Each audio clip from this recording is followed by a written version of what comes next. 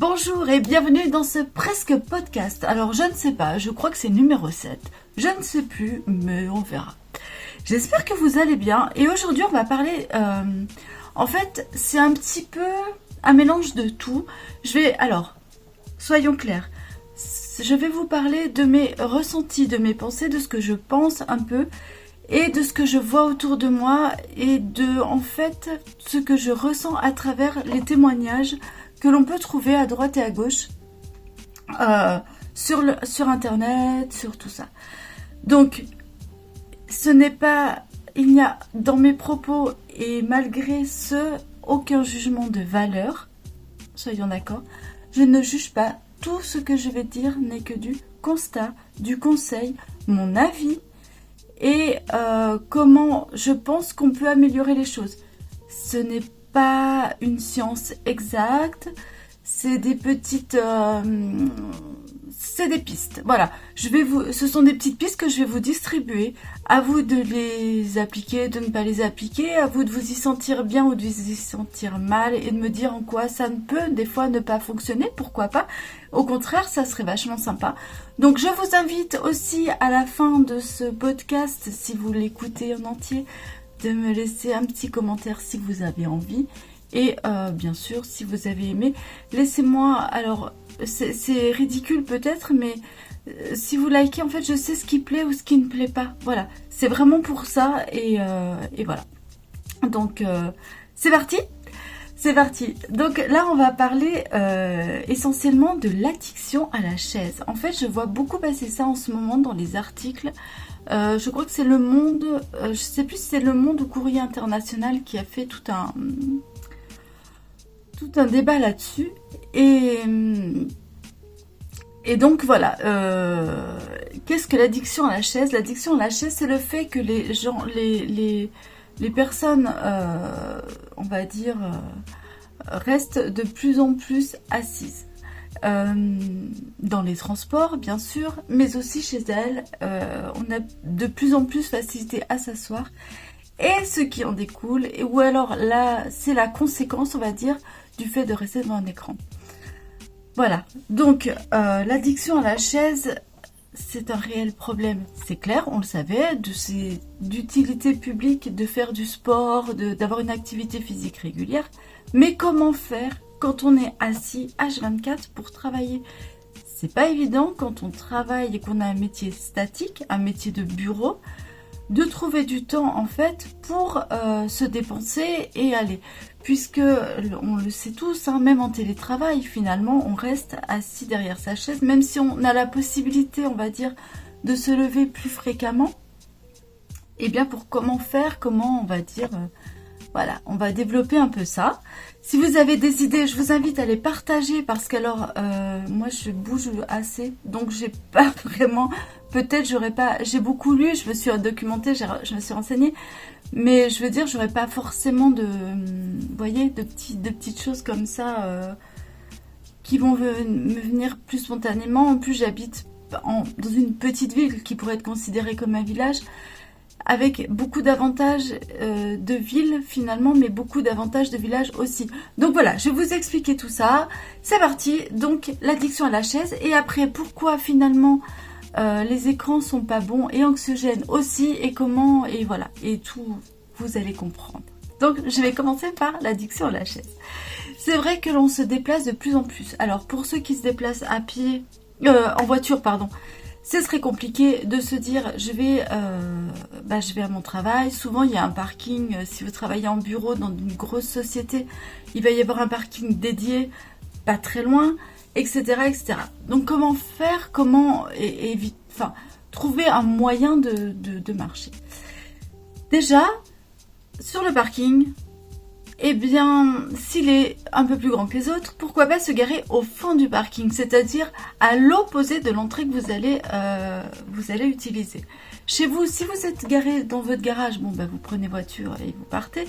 Mais si vous êtes garé comme moi, j'ai pas de garage, mais j'ai un parking, éloignez-vous du parking. Le soir, c'est bon, on n'a peut-être pas trop envie de marcher, puis le matin, mais ça nous force en fait à marcher. Moi, j'ai un chien, donc le matin, je suis obligée de le sortir. Donc tous les matins, je sors mon chien. Bien que des fois j'ai la flemme, et ben voilà, je me dis allez, ok, on va aller un petit peu plus loin que ce que je serais allée si, voilà, je m'écoutais. Voilà, il y a des choses comme ça qu'on peut faire au quotidien. Euh, donc ça, garer sa voiture un peu plus loin déjà, eh bien c'est quelques pas de grappiller, mine de rien. Alors il y a les applications 10 000 pas. Je pense qu'elles sont bien dans le sens où elles nous donnent un avis global de l'activité physique que l'on a dans la journée. Et je pense qu'elles sont bien à titre informatif, mais absolument pas... il faut pas tomber après dans le piège de voilà, oh là là, j'ai pas fait tout ça, il faut vite que je fasse mes... Non, à titre informatif, dans un premier temps, elles peuvent être très très efficaces pour vous dire bon bah tiens, si je mets ça en place, par exemple marcher tant, marcher là, je vais manger et puis après manger, ben je vais peut-être aller marcher un peu. Je vais voilà, je vais monter les escaliers. Arrêtez de prendre les ascenseurs quand vous avez vos deux jambes qui fonctionnent parfaitement bien. On monte les escaliers et je pense qu'il y a aussi un fait dans, ben, quand on se dépense, on arrive un peu en sueur, on est plein. Eh ben tant pis, c'est pas grave, ça fait partie de la vie, ça fait partie du corps. Je pense qu'il faut accepter que nos corps respirent, que nos corps euh, et des manifestations physiques quand on fait un effort. Je pense que ça aussi, ça fait partie des choses qui nous empêchent de bouger et qui nous brident. C'est-à-dire, quand on fait un effort, on va avoir les joues rouges, on va peut-être transpirer selon des fois les périodes pour les femmes hormonales dans lesquelles nous sommes, ou pour les hommes, les jeunes hommes ou les ados. Les ados, dès qu'ils font un effort, ils vont se mettre à transpirer, tout ça, on va peut-être un peu sentir. Eh bien, c'est pas grave. Si vous avez peur de sentir la transpiration ou quoi, prévoyez dans votre sac un petit t-shirt, bah oui, un sac un peu plus gros, bah c'est pas grave. Un petit t-shirt si vous avez vraiment peur de ça, de rechange, des lingettes, du déo, enfin je veux dire, il y a beaucoup de choses qui existent maintenant. Alors même vous allez me dire oui mais c'est pas écolo, et oh hein, d'accord, on sera écolo le jour où les grosses multinationales aussi, je veux dire on peut faire d'autres gestes ailleurs que celui-là, si celui-là vraiment vous empêche de respirer, enfin je veux dire vous cloisonne dans un truc, et ben trouvez-vous votre solution. Vous prenez peut-être, vous savez les linges démaquillants, les lingettes démaquillantes mais lavables.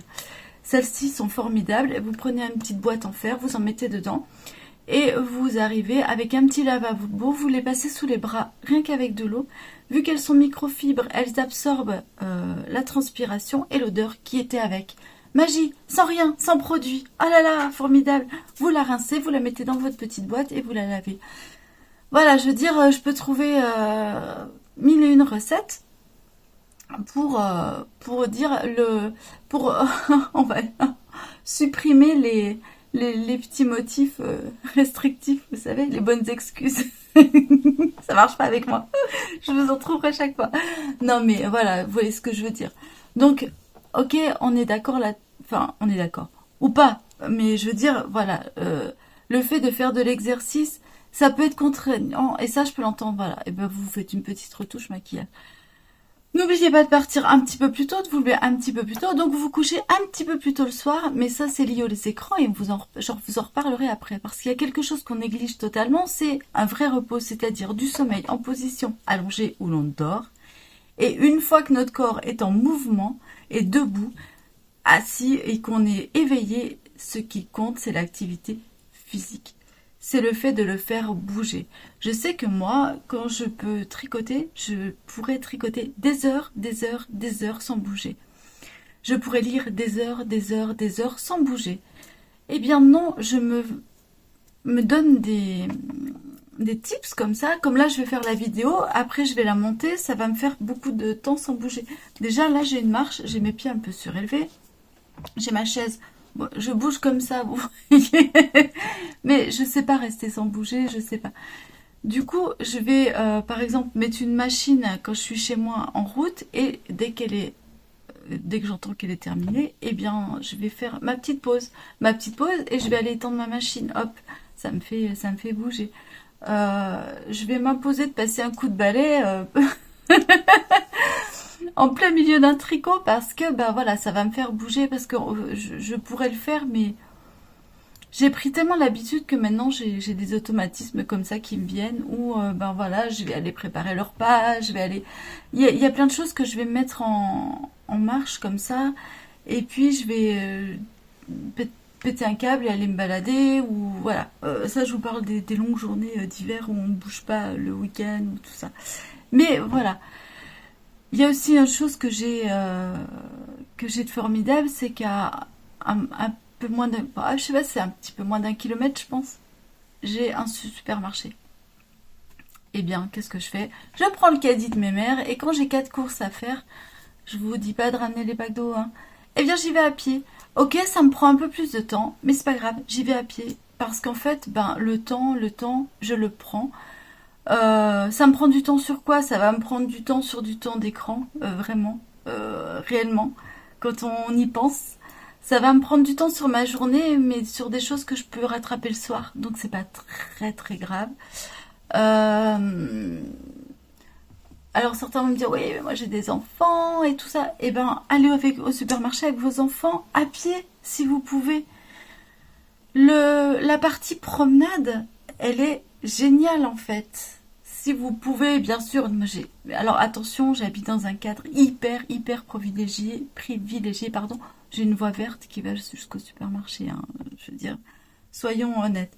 Mais quand j'habitais en ville et qu'il n'y avait pas cette voie verte et tout ça, et que j'étais assistante maternelle, je prenais les enfants et on allait tous les jours chez le boucher, chez, j'allais dire le légumier, chez le primeur. Et tous les jours, on faisait les courses pour le repas du midi. Voilà. C'est-à-dire que j'achetais au jour le jour pour justement aller tous les jours en ville promener. Et c'était notre petit rituel du matin. C'était, voilà, vers 10 heures, je prenais les enfants. C'est l'heure, la bonne heure, hiver comme été, 10 heures du matin. Je prenais les enfants et on faisait notre petit rituel. Le boulanger, le primeur et le boucher. Et tous les jours, on allait comme ça chercher les choses. Donc, si vous êtes mère de famille et que vous avez des enfants, et que vous habitez, bien sûr, voilà, je trouve que c'est un bon moyen aussi de mettre ça en place. Imposez-vous aussi la petite promenade. Si vous aimez pas faire du sport, vous aimez pas courir, vous aimez pas vous dépenser énormément, faire beaucoup de sport, les promenades sont magnifiques. Je veux dire, juste aller dans la nature et observer les choses. Vous habitez en ville. Alors, il y a une chose qui est formidable aussi quand on habite en ville, c'est de retrouver et de renouer avec les centres-villes et de renouer avec l'architecture et les petites rues de centre-ville. C'est génial. Vous y allez, vous commencez à plus regarder vos pieds, plus regarder les gens, plus regarder les magasins et lever la tête.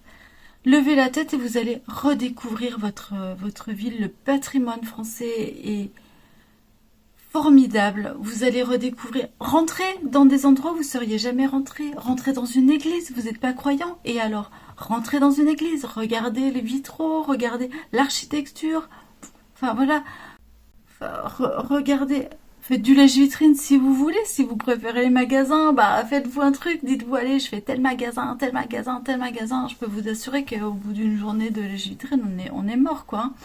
Si vous voulez pas dépenser, vous laissez votre argent chez vous, votre carte bleue chez vous, et puis vous faites que ça, du lèche-vitrine.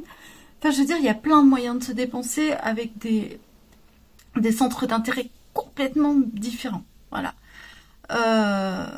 Si vous êtes en ville, et que vous allez travailler, par exemple, tous les jours en métro, partez 10 minutes plus tôt et descendez 2 stations de métro plus avant. Voilà. Et remontez un peu sur les trottoirs et... Enfin, vous voyez ce que je veux dire, il y a tellement de solutions. Si c'est en tram ou en bus, descendez 2-3 arrêts de bus avant.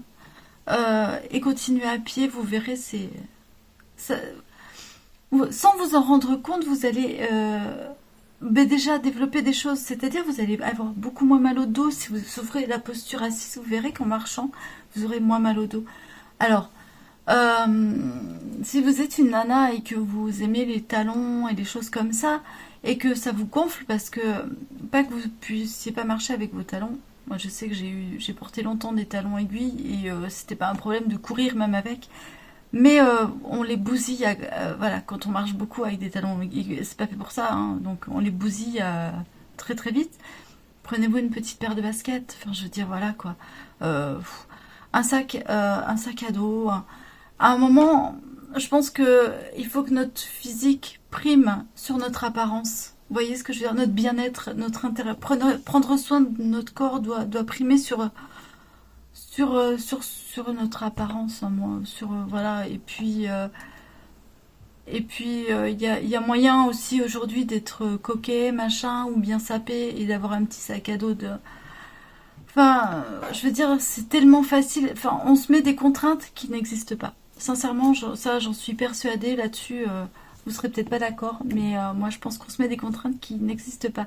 Tout problème a une solution. Après, euh, je pense à quelqu'un qui habite à la campagne et qui doit aller travailler en ville, en centre-ville, et va se faire, va se taper des bouchons et tout ça et tout ça. N'y a-t-il pas un moyen de vous garer un peu plus à l'extérieur, excentré, et de faire un petit parcours à pied? Voilà. N'y a-t-il pas un moyen, ben, avant de prendre la voiture le matin, de faire un petit peu de... Ben, allez juste faire un tour de pâté de maison et de vous imposer comme ça une petite routine, ou quand vous rentrez le soir. Et pourquoi pas les deux, et à la fois les deux. Marcher. Entre midi et deux, ben, allez marcher, pourquoi pas. Dites-vous, ben, il fait beau aujourd'hui, je prends un sandwich au lieu de manger peut-être devant votre ordi ou dans un self ou que sais-je. Bah, prenez-vous peut-être un sandwich et dites-vous, ben tiens, je vais essayer d'aller là-bas. J'ai vu qu'il y avait un petit coin, un petit parc sympa. C'est pas forcément une forêt, hein, mais ça peut être un petit parc sympa et aller manger un sandwich. Et voilà. Et on en arrive au moment du repas. Au moment du repas, si vous devez sortir votre téléphone et que vous êtes dans la nature, que ce soit pour prendre une photo, mais pas la partager sur Instagram, que ce soit juste pour prendre la photo. Gardez-vous ces moments d'observation pour vous, gardez-vous ces moments à vivre pleinement, gardez-vous ces moments... euh, vous voyez? Et là, c'est la bonne transition pour vous dire, ah si, en fait, c'est souvent du temps d'écran. On reste trop devant nos écrans. Alors, c'est pas nouveau, hein. Nous sommes... moi, j'ai 45 ans. Je suis de la génération télévisuelle. Nos parents ont découvert la télé. Ils ont découvert la poule, la poule aux œufs d'or, non? Je sais pas, ils ont découvert un truc formidable avec la télé. Mais la télé nous a enfermés, nous a complètement... voilà, donc nous on a commencé à être cette génération de dessins animés, mais cette boîte à images est tout sauf une boîte magique. Et du coup, je veux dire, les écrans, c'est pas d'aujourd'hui. Après, moi, j'avais pas vraiment le droit de regarder la télé, à part vraiment quand j'étais sortie. J'étais beaucoup dehors, donc quand je rentrais, j'avais le droit à la télé. J'habitais dans une région, il neigeait l'hiver, donc chocolat chaud, télé, oui, ça oui. Euh, mais la télé tournait beaucoup parce que ma mère était très très télé. Mais elle regardait des trucs que je n'aimais pas déjà, donc bah, j'étais pas attirée par ça. Et moi, ben, j'avais devant moi, je vivais aussi beaucoup chez ma grand-mère, et devant moi j'avais deux cousins beaucoup plus âgés que moi, et eux regardaient des dessins animés que je n'aimais pas. Donc j'avais pas forcément, voilà, j'avais tellement d'autres choses à faire. J'avais une vie à la ferme, donc une vie à la ferme, enfin, j'étais une enfance très privilégiée de ce côté-là. Voilà. Mais on était encore dans un petit village où les mômes sortaient et on jouait entre gamins. La récré, euh, la récré était sacrée. Et entre midi et deux, on se rejoignait entre copines et on jouait ensemble. Donc, ouais. Ouais, voilà. Je suis aussi partie de la génération où la télé appartenait à nos parents. Les parents regardaient les infos, regardaient ci, regardaient ça. La télé vraiment leur appartenait. Et voilà, donc, non, j'ai pas... Contrairement à des personnes de mon âge qui, eux, regardaient beaucoup les dessins animés le mercredi après-midi, des choses comme ça. La télé était plus hors nounou. Moi, pas du tout. En fait, je réfléchis en même temps que je vous parle, mais non, j'ai pas du tout eu ce sentiment d'être, voilà. Et puis après, plus tard, quand j'ai été ado, tout ça, il y avait les clips, donc je mettais la télé en fond sonore. Donc c'était la musique, et voilà, c'était les clips M6, essentiellement. Et puis après, je suis tombée sur les émissions métal le soir. Donc j'avais pas de... La journée, c'était pas... J'ai pas de souvenirs. J'ai aucune culture cinématographique de mon adolescence, parce que j'étais vraiment pas du tout devant les écrans, en fait. Ni cinéma, il fallait aller en ville, et personne ne pouvait m'emmener, il n'y avait pas de bus, et voilà. Mes parents étaient pas du tout cinéma, ils étaient très très télé.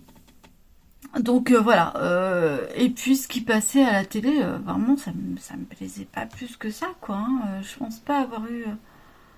Non, c'était pas... J'étais mieux dans ma chambre à écouter la radio. J'étais très radio par contre. Radio, écouter la radio et lire. Voilà. C'est pas mieux, hein, parce que j'étais assise le soir, mais c'était le soir. Donc radio, livre, voilà. Génération Walkman. Alors j'ai jamais eu de Walkman, parce que voilà. Mais le Walkman, c'était quand même de la marche. C'était écrit dedans. Donc c'était pour transporter partout, et c'était vraiment pour marcher avec la musique partout, quoi. C'était transporter notre musique. Donc il y a quand même eu ça, faire du sport, ouais, voilà.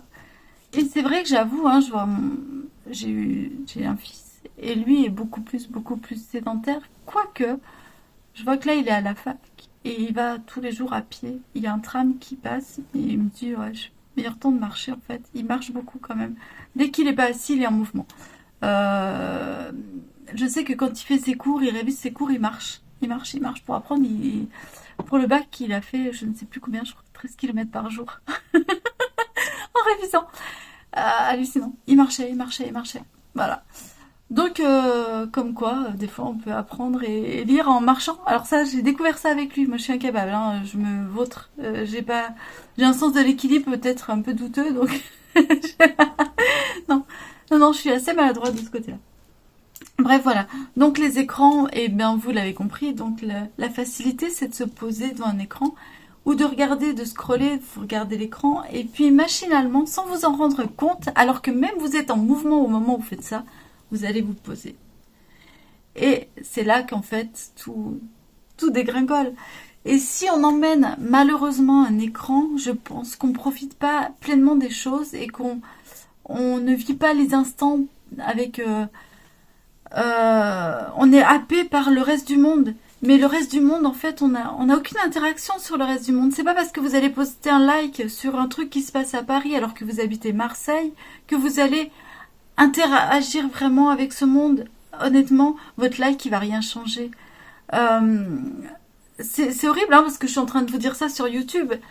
Mais dans l'instant, je veux dire, il va rien changer. Alors oui, pour le reste... Alors, écoutez ce podcast en marchant, je vous en supplie. En faisant ce que vous voulez. Si vous êtes passionné de cuisine, cuisiner. Si vous êtes passionné de couture, couturez. Si vous êtes passionné de tricot, tricotez. Je sais que couturer ne se dit pas, hein, voilà. Et si vous êtes passionné de peinture, peinturlurez pendant que vous m'écoutez blablater mes trucs. Mais non, mais ce que je veux dire, c'est voilà. Je sais plus où j'en étais. Ah oui, dans l'écran. Donc du coup, en fait, honnêtement, on met une importance des fois dans une interaction qui n'en a pas finalement autant que ça. Elle en a, si vous êtes face à un créateur de contenu, par exemple, oui, elle en a pour le créateur de contenu. Attention, ne me faites pas dire ce que j'ai pas dit. Mais si c'est un truc qui est diffusé par exemple, un événement et tout ça, et qu'il y a 50 000 personnes, si vous êtes la 51 millième à liker, votre like, on s'en fout, mais complet. Voilà. Donc, est-ce que c'est au moment où vous vous posez pour faire ça, est-ce que c'est vraiment nécessaire? Posez-vous cette petite question. Est-ce que ça me fait du bien? Est-ce que c'est nécessaire? Est-ce que j'ai un impact réel là-dessus? Est-ce que je m'oublie en faisant ça? Posez-vous cette question. Et moi, est-ce que je m'oublie? Eh bien, regardez, vous vous oublierez souvent. Coucou, c'est la moitié montage. Voilà, il y a quelque chose que j'ai oublié de vous dire. Donc, ce n'est pas d'arrêter les écrans, évidemment. Je veux dire, au même titre qu'un livre, au même titre que je vous dis, le tricot, je reste statique. Mais c'est de se mettre vraiment des limites et de savoir arrêter un moment. Mais il y a quelque chose aussi que je voulais vous dire par rapport à la vie sociale et aux écrans. Nous, quand par exemple on est en train de manger, des fois on regarde souvent un film. Bon, maintenant on a un ado, mais même avec mon compagnon, quand on est que les deux ou quoi, on regarde souvent un film ou une série, on mange et tout ça.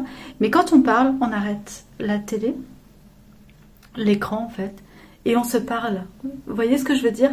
Et on fait pareil quand on est avec notre ado. Quand on a quelque chose à dire, on arrête, on dit attends, je mets pause 2 secondes. Et tout le monde s'en fout en fait qu'on met pause. Hein. Mais on a ce temps vraiment où on s'arrête. Par exemple, on est en train de manger, donc après on débarrasse la table et tout. On s'arrête, on prend le temps en fait des choses. Et bah c'est pas grave si la série on se la regarde sur 3. Des fois on regarde un film en 3 jours. Parce que entre temps, bah, on avait des choses à se dire, et puis après on a remis un petit peu, puis ça nous disait plus rien, etc. etc. Mais je veux dire, vraiment, c'est... voilà. Donc ça, c'est un petit tips que je peux vous donner. Et surtout, posez-vous la question si vous vous dites, oui, bon, ça va. Mais posez-vous la question de regarder le temps, vraiment, quand on... Même moi, ça m'est arrivé, je me suis dit, ouais, je caresse plus mon chien ni mon chat. C'est bête, mais je m'interdisais des fois des ronrons. Parce que j'étais sur Instagram. Voilà, c'est tout. Après, je vous dis pas d'arrêter les écrans, on est bien d'accord. Je vais mettre cette petite coupure-là, je vais vous la mettre un peu tôt dans la vidéo pour ceux qui n'iront pas jusqu'à la fin. Mais on est bien d'accord, c'est pas... Mais c'est un peu mettre en exergue tout ce qui est mauvais là-dedans et justement les prendre en bien. Et déjà en faisant des choix et en mettant un algorithme plus doux, bah déjà vous avez que des choses qui vous font du bien là-dedans, hein. Voilà, voilà, c'est tout. C'était vraiment mon petit aparté. Ensuite, les écrans sont, ben, vous le savez, anxiogènes. Donc finalement, ben, en scrollant, vous allez fatalement, même si... Alors, moi, j'ai un algorithme que j'ai épuré au maximum, à part du tricot, des chatons, de la peinture. Et Le Monde que je suis, parce que je ne suis... Courrier International et Le Monde, c'est les 2 seuls médias que je suis sur les réseaux. Et France Bleu de ma région pour savoir ce qui se passe. Et France Bleu, j'ai limité à l'algorithme aux événements de la région. Enfin, je veux dire, de ce qui se passe et tout ça. Et j'ai un lien particulier avec France Bleu Héros, mais voilà. Mais du coup, les médias Courrier International et Le Monde, dès que je sais qu'il y a des catastrophes, je veux dire, je passe vite les choses et je veux pas savoir. Enfin, voilà. Etc., etc. Pourquoi? Parce qu'en fait, je vais vous paraître une grosse égoïste, je vais vous paraître une grosse... ouais, peut-être, je sais pas. Mais moi, je pense qu'on n'a aucune... dans notre petit cosmos, dans notre petite vie de tous les jours, hein, je dis bien dans notre petite vie de tous les jours, hors engagement,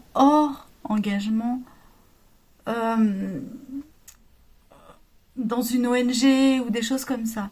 Mais au quotidien, en vous levant le matin, je pense pas que vous ayez un impact sur une guerre à l'autre bout du monde. Vous voyez ce que je veux dire? Je comprends que les choses touchent, je comprends. Si vous n'avez pas de famille, si vous n'avez pas de famille là-bas, si vous n'avez pas de proches ou vous n'avez pas d'amis ou de personnes voilà, qui soient dans le pays, par exemple, en guerre, au moment où ça se passe, je pense que vous n'avez pas. Or, attention, je dis bien hors investissement dans une ONG, etc. Mais le matin, au réveil, vous n'avez pas d'impact là-dessus. Ça va pas changer le monde, que vous sachiez tout en détail, les détails. Moi, je suis catastrophée parce qu'en fait, j'ai conscience qu'une guerre est tragique, j'ai conscience qu'une guerre fait des victimes et je n'ai pas besoin de détails dans l'horreur. Voilà. Et ça, alors, je ne sais pas si c'est bien ou pas, je ne sais pas. Je n'ai pas la réponse et je ne veux absolument pas juger. Je pense que certaines personnes en ont besoin, je ne sais pas pourquoi, je ne comprends pas le détail de l'horreur. Je n'arrive pas à regarder un film d'horreur, lire une histoire, c'est fictif. Et encore, il y a des choses que moi je peux pas lire, il y a des histoires où je ne peux pas, parce que je ne veux pas avoir les. Je suis quelqu'un qui a besoin d'images. Donc dès que on me dit quelque chose, dès que je lis quelque chose ou que j'entends quelque chose, j'ai l'image qui me vient. Et il y a des images que mon cerveau, alors ça c'est propre à moi, hein, vraiment, mais j'ai des images que mon cerveau se refuse de construire en fait. Et j'en veux pour preuve les événements qui ont eu lieu il y a peu là. J'irai pas dans les détails, mais je travaille avec des personnes âgées qui elles me disent vous avez vu ce qui s'est passé? Ah, et ils ont fait ci, ils ont fait ça. Je lui dis stop, stop. Ne me dites pas, je ne veux pas savoir. Je n'ai pas besoin de ce détail-là dans ma vie, en fait. Et je peux vous paraître complètement égoïste et je peux vous paraître complètement inhumaine ou quoi que ce soit, mais c'est vraiment le contraire. Je vous assure que c'est vraiment le contraire. Parce que c'est en ne sachant pas ce que l'être humain est capable de faire que je peux avoir de l'empathie pour l'être humain. Voilà. Ah, pardon, excusez-moi. Je vous reprends un peu plus tard. J'ai un appel urgent. Donc, où j'en étais? Oui, voilà, désolée, j'ai eu une petite coupure, mais bon. Alors, je disais donc, je peux avoir de l'empathie pour l'être humain que si je ne suis, parce qu'il y a des choses que je peux pas, voilà.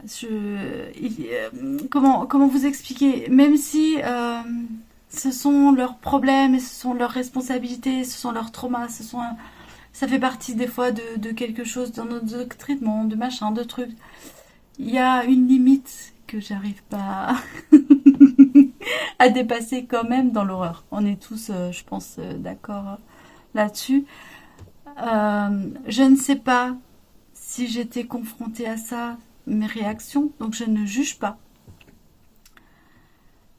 Et c'est très important. On ne sait pas quand...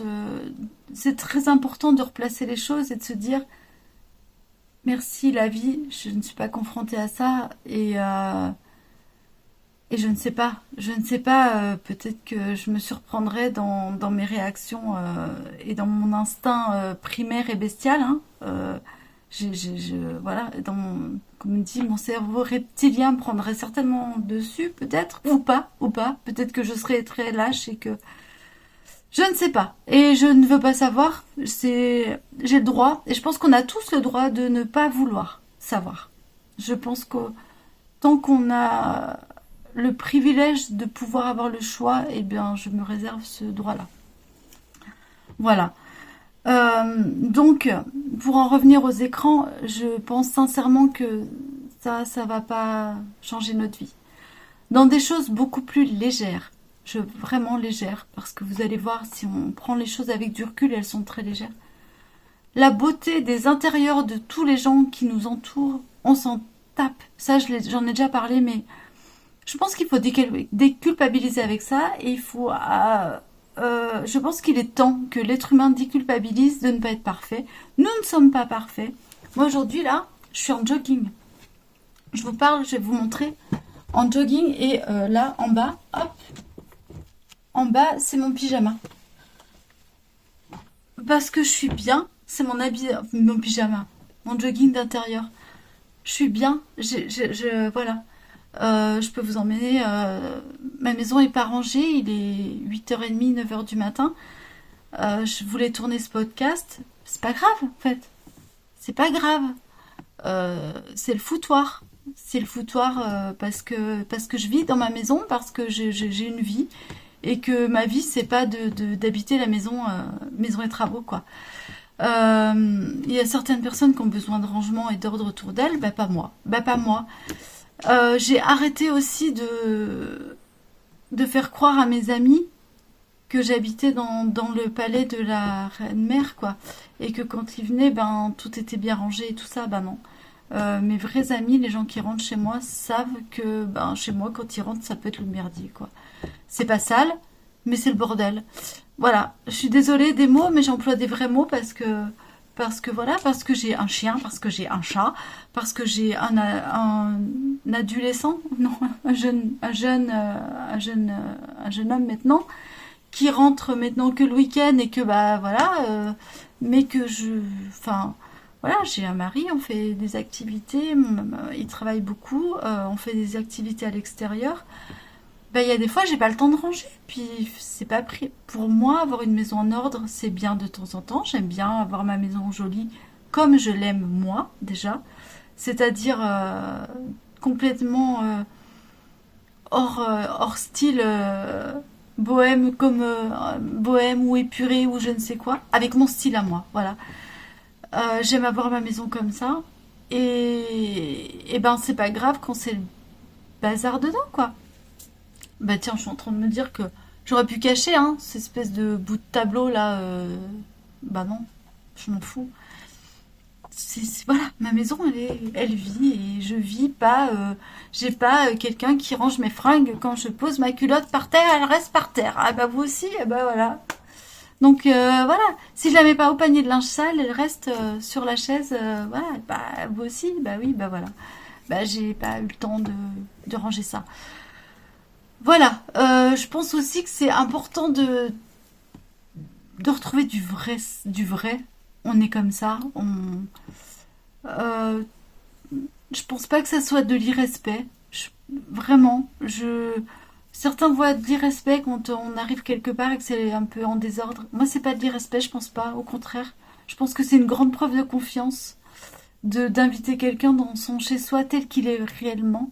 Je renverse la vapeur et je trouve que c'est une vraie preuve de confiance de montrer à quelqu'un ses faiblesses et de lui dire regardez, je suis un être humain et j'ai 24 heures dans ma journée comme vous. Voilà. Donc ça, arrêtez de se focaliser là-dessus. Quand on a un travail d'image, c'est très compliqué. J'ai fait beaucoup de photos, donc je peux parler de ça aussi. Et quand on voit les réseaux, les gens toujours en pleine forme, toujours en... Non, non, non, non, on n'est pas tous en pleine forme. Je vous l'ai dit il y a pas longtemps, j'ai 45 ans, je suis en pleine, ce qu'on appelle préménopause, et je peux vous assurer que mes journées sont rythmées avec mes hormones. Voilà. Donc, c'est-à-dire que et j'ai des gros coups de barre, et j'ai des gros coups d'énergie, alors ça me gonfle, mais je l'accepte. Et avec les hormones de la préménopause, périménopause, j'ai une chose formidable, c'est les hormones de la sérénité. Donc si je peux vous en faire profiter, c'est pas grave. Enfin, je vais pas déclencher la fin du monde si tout n'est pas Instagrammable au moment où je fais telle chose. Voilà. Arrêtez de se foutre de cette pression-là, de l'image. Et ça, c'est vraiment, vraiment, vraiment. Il faut toujours en faire plus. Il faut toujours être hyper dynamique. Il faut toujours... Ben non, on peut pas. On peut pas. Moi, voilà, je vais vous donner un exemple. Je tourne des vidéos à l'avance parce que sinon, je pourrais pas m'en sortir. Elles ont une semaine de décalage. Je vous ai pas menti dans tout ce qui est là, pas dans le presque podcast parce qu'on s'en fout, c'est intemporel. Mais dans toutes mes vidéos que je vous fais toutes les semaines, les blabla, j'ai une semaine de décalage. Je vous dis toujours la date par souci d'honnêteté pour montrer que voilà. C'est très important d'être honnête aussi sur nos faiblesses. C'est bien de connaître nos forces, mais je pense qu'accepter les faiblesses, ça fait partie d'une grande force aussi. Et de nos limites, de pouvoir poser les limites en disant bah là, j'arrive pas à suivre quoi. C'est important, on n'est pas surpuissant, on n'est pas des super-héros, on n'est pas... Pour ça, on a la littérature et on a les... Voilà. Donc, s'accorder du temps aussi d'aller marcher et de faire une activité physique, c'est laisser... c'est jeter ce temps écran, en fait, et c'est s'accorder un moment pour soi, et au lieu de passer du temps à complexer sur ce qu'on n'est pas, et c'est se faire du bien à soi. Voilà. Je pense que ça, c'est très important. C'est important et j'en reviens 2 secondes au drame et à tout ça. De pas écouter tout ce qui est drame et je vais pas bien dans ma vie et des choses négatives aussi. Alors, ça peut avoir un double effet en se disant, ok, je suis pas seule et ça peut arriver au meilleur. Voilà, comme là vous êtes en train de faire, je vous assure que c'est pas vraiment un drame et que mes coups de faiblesse ne sont absolument pas pour moi des faiblesses. Mes coups de barre, mes coups de pompe sont absolument pas pour moi des faiblesses. J'accepte très bien. J'ai des problèmes physiques qui arrivent et je les accepte et je les accepte pas comme une faiblesse, je les accepte comme des défis à relever, comme un coup du sort, comme je vais faire avec, je vais faire avec. De toute façon, j'ai pas le choix, donc je vais faire avec. Voilà. Donc c'est c'est pénible, mais ça fait partie de la vie, ça fait partie d'un tout, ça fait partie d'un univers. Voilà. Voilà à peu près ce que j'avais à vous dire. J'espère vraiment vous avoir fait passer la positivité dans ça. Donc oui, prendre un téléphone, écouter de la musique fait du bien, fait vraiment du bien. Mais pareil, moi quand je vais marcher, je préfère écouter le chant des oiseaux. Après, parce que j'en ai et que j'ai de la chance, je vous avoue, j'habiterai en pleine ville ou quoi. Je mettrai les écouteurs, la musique, je m'enferme dans une bulle et je regarde les paysages, je regarde l'architecture des villes. Mais je n'ai pas envie de prendre. Je pense qu'il faut aussi s'accorder ce droit de ne pas prendre la nocivité ambiante et tout ça. Je regardais, alors on n'émoue pas, un podcast de Jill, de Silent Jill, qui est, euh, qui expliquait justement son moment là où elle est un peu à plat et où elle disait j'ai tout et je comprends pas, je suis à plat. J'ai tout et je voilà, et bien je pense que ça fait du bien aussi de se rendre compte que ces personnes qui ont presque tout ne sont que des êtres humains. Alors pas du bien dans le sens que ouais, ça lui arrive à elle aussi, non pas du tout, mais dans le sens de se dire ben elle aussi elle a réussi sa vie professionnelle, elle a réussi sa vie personnelle. Et à force d'être au top, ben, elle est au top down. Quoi. Je veux dire, elle a chuté. Parce que on se fout une pression et je lui souhaite de trouver le rebond, mais on se fout des pressions. Et je veux dire, c'est bien dans le sens où c'est un être humain comme nous et que finalement, on se fout tellement de pression morale, tellement de pression psychologique qu'on tient plus, quoi. Donc si on peut, en limitant l'écran, je pense que c'est vraiment le problème, c'est le réseau social. En limitant de réseaux sociaux même, je veux dire, on avait Facebook, on a migré sur Snapchat, on a migré sur Instagram, TikTok. On va inventer quoi après? On va inventer quoi? Il y en a marre de cette image. Moi, je vois des fois, alors aujourd'hui, j'aime bien ma tronche parce que ben j'ai pas mes lunettes, donc le retour caméra me plaît. Mais il y a des jours où je me déteste, il y a des jours où on voit mon double menton parce que ben je suis dans une phase hormonale où je suis gonflée et je me déteste. Ben c'est pas grave, je poste la vidéo quand même et voilà. Parce que c'est pas grave finalement. C'est que moi avec moi et vous vous en foutez. Vous vous en foutez, vous me prenez tel que je suis, vous n'avez pas le choix. De toute façon, je vais pas mentir quoi. Donc voilà. Je veux vraiment vous dire que tout ça n'a pas d'incidence et je vais même vous dire mieux, c'est que quand j'ai maintenant, alors avant je disais ouais tout le monde a le droit de parler, de s'exprimer machin. Maintenant c'est devenu tellement horrible, ça peut devenir tellement vite fou que il y a certaines violences que j'ai pas envie de prendre et que quand ben j'ai alors ça arrive très très rarement et ça vraiment très rarement mais quand il y a un commentaire un peu je l'efface. Oh, bon, je me dis allez hop parce que je vais pas ni prendre d'énergie pour lire jusqu'au bout, ni prendre d'énergie pour répondre, ni me faire bouffer l'énergie par quelque chose de négatif. Quand c'est constructif, je prends avec plaisir, j'explique et je prends le temps d'expliquer pourquoi et comment. Quand c'est gratuit et jeté comme ça, voilà. Donc voilà. Je pense sincèrement et je me permets pas quand j'aime pas ou quand quelque chose, mais même, je suis en train de regarder un truc et je me dis mais ça m'énerve. Ben j'arrête de regarder en fait. Je ne prends même pas le temps de commenter. Enfin, j'ai pas à distribuer.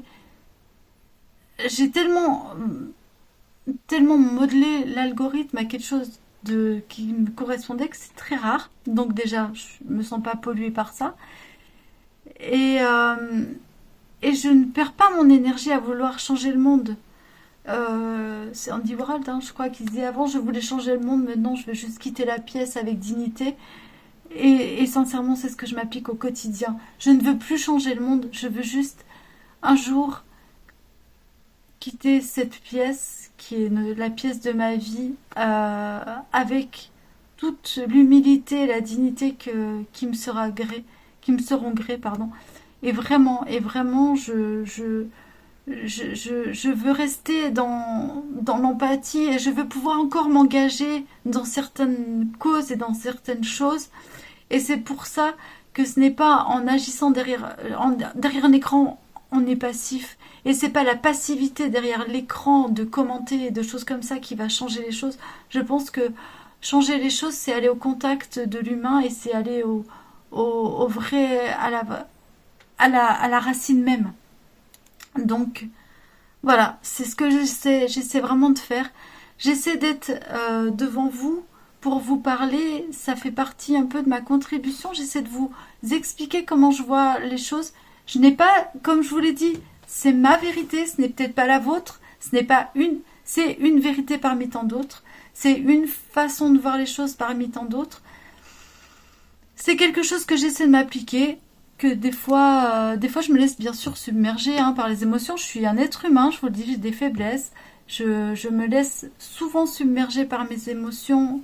J'essaie de travailler avec ça, mais il y a une émotion que je ne veux plus, c'est la haine. Je peux être triste, euh, je peux être désemparée, désespérée, profondément triste pour quelqu'un, sincèrement effondrée, mais je ne veux plus de haine. Je ne veux plus de haine. Donc de la haine et l'atrocité, la souffrance, comme ça, je pense que vous comprenez ce que je veux dire, mais dans cette horreur et dans ce euh, surplus d'horreur et d'atrocité et je ne peux plus. Je vous parlais de films d'horreur, il y a des films que je ne peux pas regarder, c'est tous les films où la cruauté est tellement réelle qu'elle pourrait être vraie. Ça, je ne peux pas. Style Saw, style euh, la dernière fois, c'était Escape Game, je crois. C'est des films ou des séries, je ne sais même pas, parce que j'ai vu 5 premières minutes. La souffrance peut être tellement réelle, je ressens tellement cette chose, je ne veux pas, je ne peux pas. Voilà.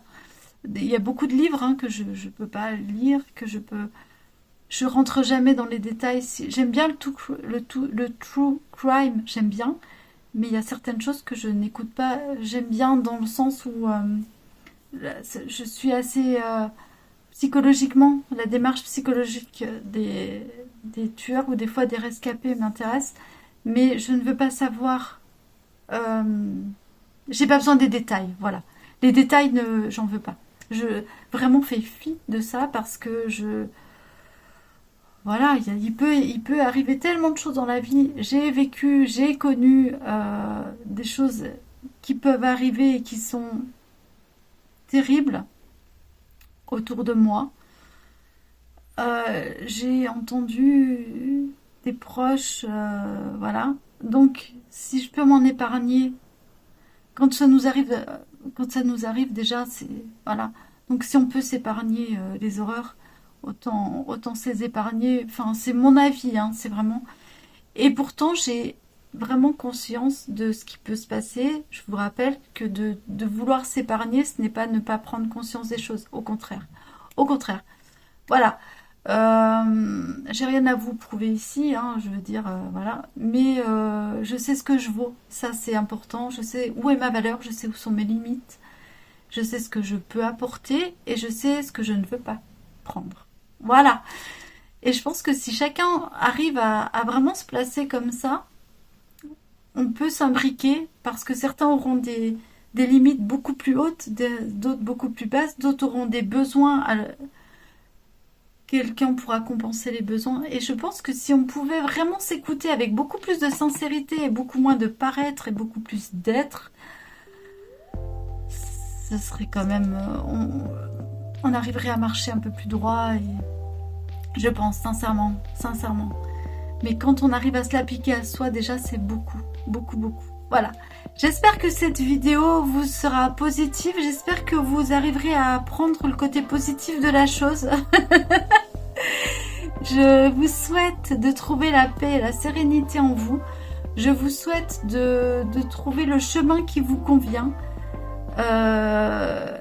Et si c'est un chemin sur la dureté de la vie, et si vous êtes parmi ces personnes qui vont au conflit dans des choses atroces, vous avez toute mon admiration, vraiment, et tout mon respect. Parce que vous êtes ces personnes placées dans une sphère qui m'est complètement, et j'espère, qui m'est complètement inaccessible. Voilà. Donc sachez que vous avez vraiment ce respect qui ne vaut que ce que je suis, hein. Mais voilà. Vraiment, je pense que ces personnes sont indispensables. Et bravo. J'espère que ça n'impacte pas trop votre vie. Que vous arrivez à faire la part des choses, comme on peut tous, hein, à notre niveau, faire la part des choses. Et que le jour où vous aurez, vous, besoin de quelqu'un, vous trouverez la main tendue. Voilà, c'est tout ce que je peux dire. Merci pour les personnes qui commenteront. Alors autant dire que celles qui ne seront pas allées jusqu'au bout et qui auront juste pris des fragments de phrases, allez vous faire visiter Mars. Hein, on est d'accord, Saturne ou Pluton, j'en sais rien. Mais je pense vraiment pas avoir manqué de respect à personne dans cette vidéo. Si c'est le cas, je m'en excuse. Et comme je vous dis, ça n'engage que moi et que moi. Voilà. Je vous embrasse. Restez vous-même. Amis bordéliques, je vous salue.